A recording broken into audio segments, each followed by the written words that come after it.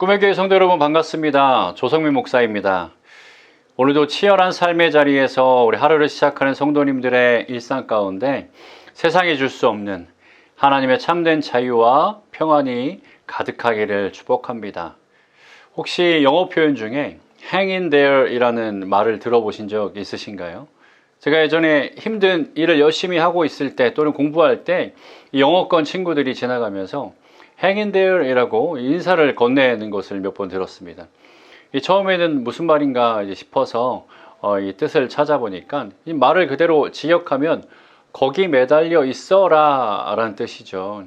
근데 그 의미는 이 절벽에서 떨어질 것 같이 아슬아슬하게 매달려 있는 사람에게 조금만 버텨, 포기하지 마 라고 응원할 때 쓰는 그 따뜻한 격려의 말입니다. 그런데 저는 오늘 말씀을 준비하면서 이 말이 계속 마음에 맴돌았습니다. hang in there. 왜냐하면 오늘 본문 12절에서 이 바울이 내가 무엇에든지 얽매이지 아니하리라 라고 이 선언한 말씀 때문입니다. 이 바울이 말한 이 얽매인다는 말이 이 원어로 보면 무언가에 철저히 지배당하고 노예가 된다는 뜻입니다. 이 스스로 내려오지 못하고 세상의 어떤 힘에 질질 끌려다니면서 겨우겨우 절벽 끝에 매달려 버텨내는 삶, 그런 것을 이제 얽매인다고 하는 것인데, 오늘날 이 시대를 살아가는 우리의 모습과 너무나 닮아 있지 않은가 생각이 됐습니다. 오늘 우리가 읽은 이 고린도전서 6장에서 사도 바울은 바로 이 얽매임의 실체가 무엇인지, 왜 이렇게 우리는 얽매이고 살아가는지에 대해서 정확하게 꼬집어냅니다. 당시 고린도 도시 안에서는 아주 강력한 유행어가 있었습니다. 모든 것이 내게 가하다. 이 세상 철학자들이 쓰던 슬로건이 그대로 교회 안으로도 들어왔어요.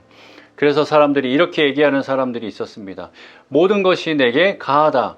내 영혼은 구원받았으니 내 육체와 내 삶은 내 권리대로, 내 마음대로 즐기며 살겠다. 그렇게 살아도 된다라는 생각들이죠. 이것은 세상 사람들이 내 인생의 주인은 나라고 주장하는 방식과 똑같았습니다.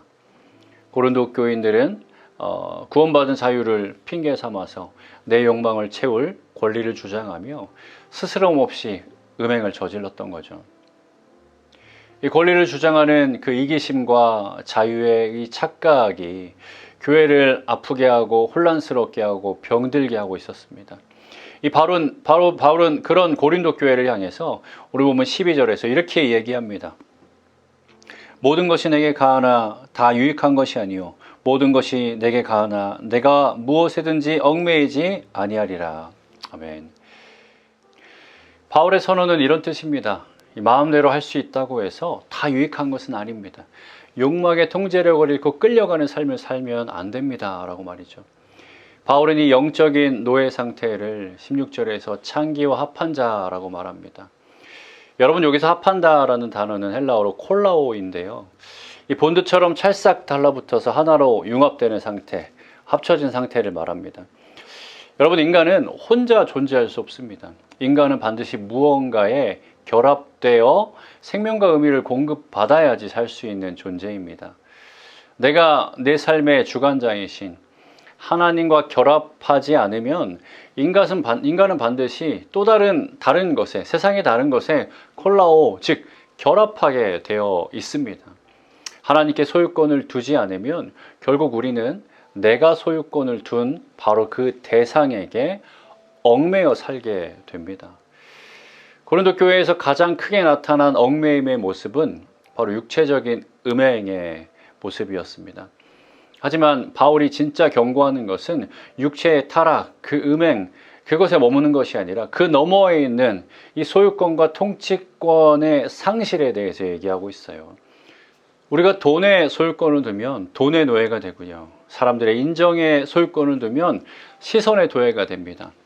성공의 소유권을 두면 성과의 노예가 됩니다. 바울은 우리가 하나님이 아닌 다른 것에 내 삶의 운전대를 내어주고 얽매이는 이 모든 상태를 가리켜 영적 음행이라고 단호하게 규정하고 있습니다. 우리는 창기의 지체가 아니라 그리스도의 지체입니다. 여러분, 오늘 스스로에게 한번 질문해 보십시오. 오늘 나는 무엇에 얽매여 있습니까?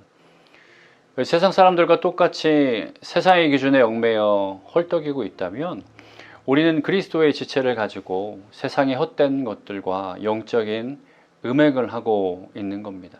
우리 사랑하는 성도 여러분, 그래서 바울은 19절과 20절에 우리를 이 사슬에서 끊어낼 위대한 복음을 선포하고 있습니다.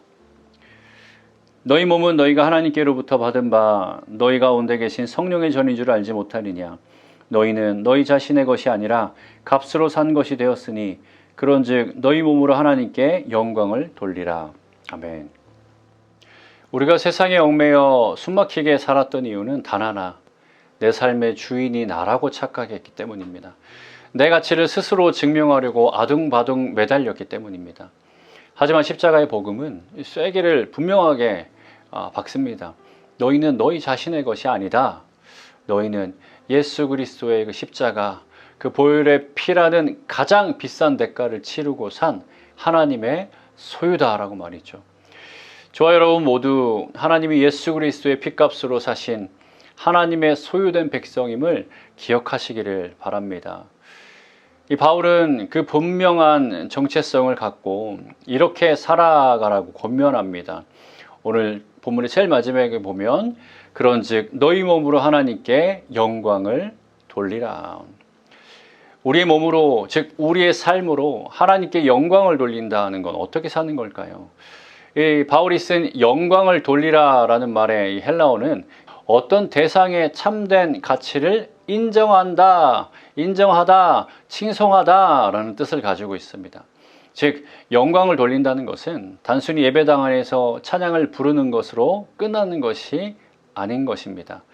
내 삶의 소유권이 나에게 있는 것이 아니라 온전히 하나님께 있음을 내 일상 속에서 깊이 인정하며 살아가는 것, 바로 그것입니다. 내 뜻대로 다 하는 것이 자유가 아닙니다. 참된 자유는 내 마음대로 하는 권리가 아니라 내 소유권을 온전히 주님께 넘겨드릴 때 비로소 시작되는 것입니다.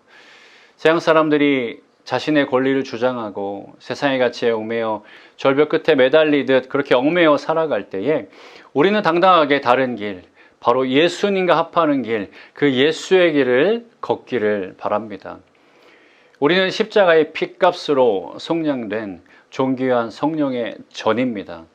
이 남다른 정체성을 가졌다라는 것을 기억하길 바랍니다. 무엇에도 얽매이지 않고 주님과 합하는 삶, 내 삶의 주인이 오직 주님이심을 고백하며 진짜 자유를 누리는 삶, 오늘 하루 그 눈부신 일상이 여러분 모두에게 임하기를 주님의 이름으로 간절히 축복합니다. 기도하겠습니다. 사랑의 하나님 감사합니다. 예수 그리스도의 피값으로 말미암아 하나님의 소유된 백성 되게 하시니 감사합니다. 이 영광스러운 정체성을 우리가 분명하게 기억하며 세상 가운데 세상의 것에 얽매이지 않고 오직 그리스도께 속하여 그리스도께 합하여 그렇게 주님께 속한 자로 살아가는 그런 귀한 삶 살아가도록 주님께서 은혜 허락하여 주시옵소서. 주님, 우리의 삶의 목적은 오직 하나님께 영광 올려드리는 것임을 우리가 말씀으로 다시 한번 기억하였습니다. 오늘 하루 세상 가운데 살아갈 때에 우리가 어디에 있든 무엇을 하든 누구를 만나든 하나님께 영광을 올려드리고 살아계신 하나님을 선포하고 증명하는 귀한 자로 살아가게 하여 주옵소서. 이 모든 기도 거룩하신 예수님의 이름으로 기도하였습니다. 아멘. 샬롬 샬롬 샬롬 샬롬 샬롬 샬롬 내니 두려워 말아라 나의 사랑 나의 이스라엘 안심하라 샬롬 샬롬 샬롬 샬롬 샬롬 샬롬 평강 있을지어다 아버지께서 날 보냄같이 나도 널 보내노라 샬롬